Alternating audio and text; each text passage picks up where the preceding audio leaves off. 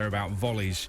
Trevor hit that great overhead kick. Oh, yeah, beauty, Trev. That was a stunner. But he also crossed the ball for that Paolo Di Canio volley as well. The scissor. That's one of the best you'll ever see, isn't it? I think it is the best because of the scissor action before it and the angle. I mean, the sheer audacity to take that one on from that, because that can go horribly wrong, right? That could go horribly wrong. But for Di Canio, such a brilliant technician, and just the sheer his courage in terms of trying things like that, and I don't think I've ever seen a better one. And look, the Van Basten one in '88 was incredible. And just talk about angles and the dip to get it over the goalie from there and back in under the. And it is a narrow angle. The ball's come over and. Hey, he can't see any of the goal from where he strikes that. And he's the only thing he can do is what he did.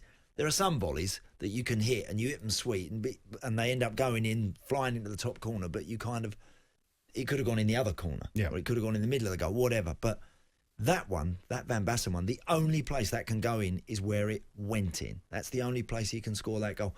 And so for Paolo Di Canio's one, I just thought that was just absolutely extraordinary. Fabulous, fabulous goal. Well, there's a couple of things I really love about it. And Trevor told the story on Saturday during the feature that he really deserved. He said Di Canio deserved it because Di Canio was a professional who used to stay after training, practice. And I've heard this at other clubs he was at as well. People said just how professional he was, how good a trainer he was, how much of a mentor he was to some of the younger players as well. So you've got to love that. So the practice, the more he practiced, the better he got, that famous quote. And I think what I also loved about it is when he just runs away from it, wagging his finger. It's such a great celebration. It was a great and when you think about it, right? So he's seen the ball coming across, and he's done the scissor action, and the volley has gone in. It's hit the back of the net because yes, you can catch it sweet, but the keeper might save it. What's he saying when he's wagging his finger? What's he saying? Nobody else can do that. That's what he's saying, That's isn't he? Exactly what Don't he's even saying, think about it, you lot.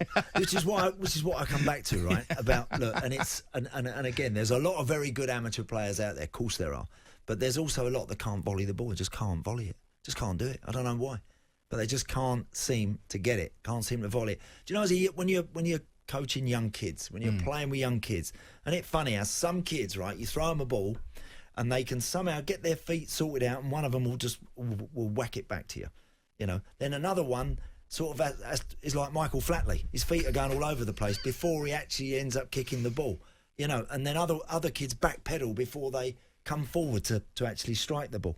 Some naturally seem to be able to do it, and the best strikers, Paolo Di Canio, Glenn Hoddle, those sort of boys could volley a ball easier almost than a side foot pass along the floor. You know, because they're that technical, they're that good. Okay, so when we're watching football, me and Mrs. D, Mrs. D is a big football fan, Arsenal fan. She reckons that a lot of these volleys are pure luck. Did he really mean to do that? So if you volley it, yes, you mean to volley it, but did you mean to put it where it went? So did you volley it and it goes into the top corner? Yeah. And it looks amazing. Did he really mean to do that? See, I think Benteke last night, the only thing that's coming over, he's not thinking, I know, I'm going to hit this one on the volley, hard and low, across the goalie into the far corner. Of course he's not. All he's thinking is, can I hit the target? Can I get a half-decent strike on it? The answer is yes on both of those. And he ends up scoring a great goal because it's a tough skill, that. It's not an easy one. To watch that coming all the way over, and Dan Byrne should have defended it better. He lost it in mid-air and got himself in a bit of a mess, whereas he'd have been better off just keeping his eye on the ball and just jumping, leaping, maybe just putting Benteke off a bit. But when you're trying to strike that one, you're just following it, and then you just want to catch it as well as you can, get it on target. But there are some volleys, like that Di Canio one, that can only go in where it ends up going in. The Van Basten one can only go in where it goes. So those guys they're actually almost seeing that before they've hit it, I think. And it's outrageous, astonishing skill, that is. Best one I've ever seen live was Adrian Townsend for Palace at Man City.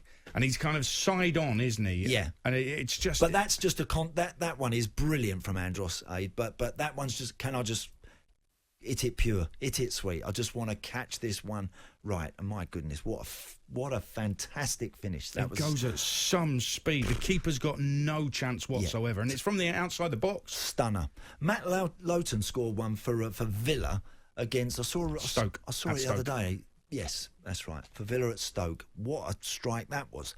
That was a belter, because he got another one the other day for Burnley, didn't he? He got a volley. By the way, he hadn't scored in between the two. Has he not really? That's right. Incredible. He scores 2 volleys. Wow. And what does that tell you? Does that tell you that he has got a bit of special technique? You can tell with Matt Lowton. I tell you, you can tell he's a very cultured footballer. His problem over the years has always been that he's not the quickest. So he gets a bit vulnerable as a fullback in this kind of era when the wide players are flying at you and fullbacks are running around you. You can get a little bit exposed in that respect. But in terms of going forward and playing, and his passing and his striking of the ball, boy, he's right up there. He's very, very good. Is it something you can coach? Yes, you can. Of course, you can improve your technique, but I do believe some have just got it. I do believe there are some that have just able to do it. Like Robbie Fowler. Now, when Robbie used to volley him, Robbie could volley it really sweet. But he also had the bobbly one, didn't he, in his locker, where he seemed to volley it and bobble, but bounce like 8 times and it somehow sneak into the far corner. He did that against us at Villa. Every time I think I played against him. Because you're expecting it to be sweetly struck, but it isn't. So it's the unexpected, isn't it? And like Benteke's one last night was well struck, very well hit, but it wasn't like it didn't get fly in the back of the net on the full. It bounced across the 6-yard box, but it was a very, very good strike. Well, there's the Yeboah one where it hits a bar. When it hits the woodwork and goes in off the volley, then it looks even better. But I think that the art of the volley, yes, the technique and everything. But the reason why we love them, and this, again, it's something Trevor Sinclair said on Saturday, the reason why we love them is because it's so unexpected and it's so quick. Yeah. And almost out of nothing. So there's a cross going in and literally a split second later, somebody's whacked it and it's hit the back of the net. Yeah. And that's the joyous moment, and you've witnessed it. And that's what you go to football for, to see amazing moments like that. Having said that, you've absolutely shattered my football world earlier when you said to me, Zidane's goal... Shinner. He's hit, and I just looked at it. It's a shinner. Zidane against Leverkusen in the Champions League final. It's come off his shin. Well, it's up there with one of the... It'll always be regarded as one of the greatest. And look, one of my absolute all-time favourite players. What a player he was. But he does shin that one a bit. Ronnie shinned one for Ireland in Euro '88. Brilliant goal, but got Ronnie Whelan, but got it off his shin a bit. Wayne Rooney's one against Man City, bit of an overhead kick. Yeah. Unbelievable goal, but not the purest of pure. Well, it's a rubbish goal, isn't it? Because it's not a rubbish goal. No, hold on. The cross, the whole thing, because the cross takes a deflection, because Michael Richards turns his back on the ball, and then Rooney does shin it, and it looks great on close inspection, a bit like the Zidane one. Yeah, but they still count. They still count because it's not great technique when you shin it, is it? No, but it's listen. If it goes in the back of the net in the way that Rooney's and Zidane's did, then they count. They do. But I must mention Rooney's one against Newcastle where he's arguing with the ref. Goal. He's so angry, he just storms forward and leathers it into the back of the net. He leathers it. There's one here from Rich, the Rovers fan, who says Tugai versus Spurs. Now, see, Tugai was a really good technician, wasn't he? A really, really sweet striker of a football. Some players, and these are professionals by it, some scuff it. Some are scuffy strikers of a ball.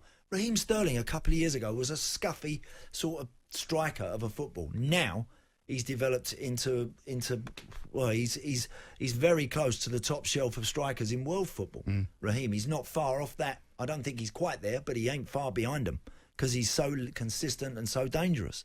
But they were going back 3 years. He looked at him and thought, he done strikeable. Doesn't seem to be able to strike a ball, whereas he can do it pretty good at the minute. I've got to say, that thing earlier where you're saying with amateur players or with kids, you throw a ball up to him. Yeah. I'm like a drunk octopus with that. I can't. I've never claimed to be a footballer or anything like that. No good at football whatsoever. But imagine a drunk octopus waking up. That's me trying to volley a football. I must as well just mention very quickly my favourite all-time volley. And you can look it up. I'll show it to you, Andy, if you haven't seen it. Alan Mullery scored one years and years ago. Fulham? Yeah. Oh, against Leicester. And Peter Shilton was in goal. Oh. What a strike that was, wasn't it? And truly, it's breathtaking. It really is. It's an unbelievable. And how far out are we talking? Do we think? I think he's on the edge of the D. I looked at it the other day. Man alive, he's so far out. What a strike that was from Mullers. Brilliant. Listen, I can still see it going in now. Well, take a look at it. Look it up because it's well worth it. It will take your breath away. Favourite volleys. This is talkSPORT.